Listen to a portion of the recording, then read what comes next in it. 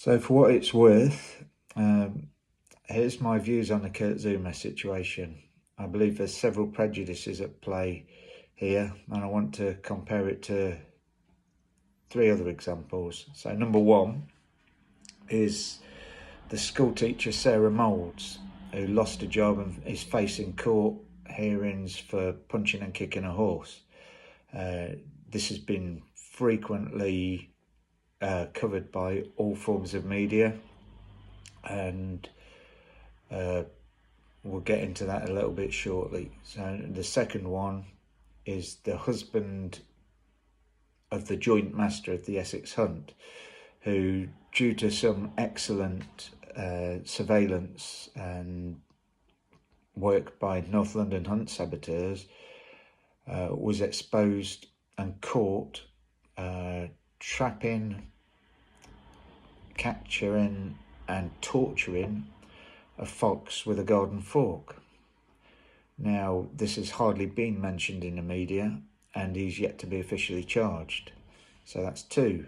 And number three is the accusation that I'm seeing a lot of, that non-vegans condemning Kurt Zouma's heinous behaviour with his cats are being hypocritical. So let's take it one at a time. Number one, I'd argue there's a prejudice here that a woman in a profession seen as middle class is apparently expected to hold a much higher standard of ethics than a super rich footballer. Footballers are frequently perceived to be less bright and presumably, consequentially, have less ethics. So I'm saying that's a prejudice.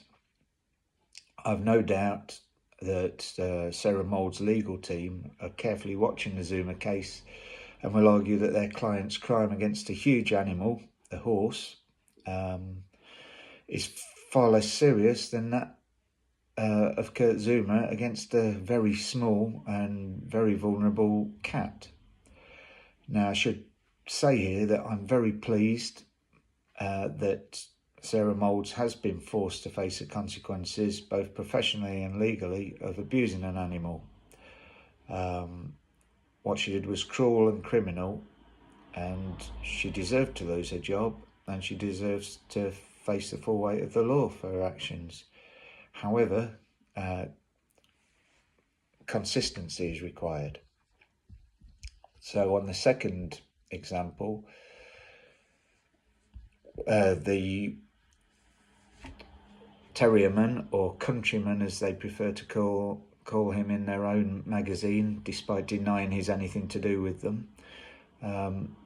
So those associated with the aristocracy appear to get a very easy ride, both from the media, the public and the law. So where's the persistent coverage that we see in Moulds' case applied here? Why aren't I seeing the same level of viral posting on social media about this fox torturer?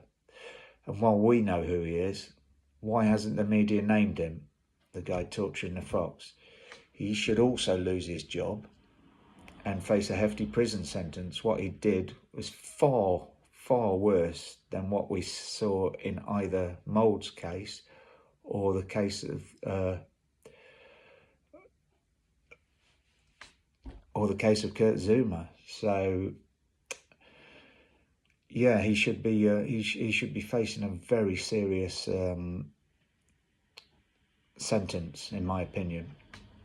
And number three, the claim of hypocrisy by non-vegans who are criticising Kurt Zouma, rightly so, for the way he treated his cat. So on that, I'd just like to say that animal abuse is animal abuse, and those involved in animal rights ought to utilise these cases to highlight the treatment of non-domestic animals. It's culturally normative to fail to see this. Here's our opportunity to share what we know.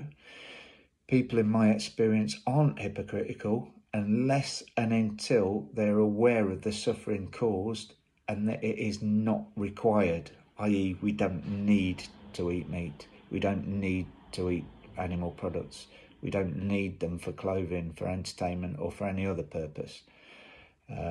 Once eyes have been open to that, that's where people choose to either change or become hypocritical by holding inconsistent ethics. So it's incumbent upon us as animal rights voices to attempt to persuade them. That, as we all know, takes different approaches for different people. So do things your way if you think it's effective, but accept that there's other ways too.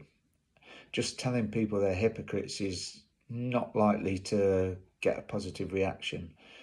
We need to engage with them and help them to see in the same way that we were made to see when we made that choice to go vegan. As for Zouma, he ought to lose his job and face criminal charges. West Ham United made a huge mistake thinking that fining him and dealing with it internally would be acceptable.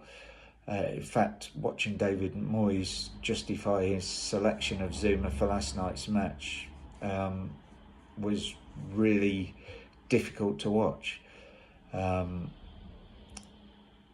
It's not acceptable. They've lost a lot of goodwill and respect over this poor decision. And if Zouma doesn't face the same consequences as Moulds, then what does that say about our legal system? So let me know what you think of that. I don't expect everyone will agree with me, certainly not from outside of the animal rights community and even within it.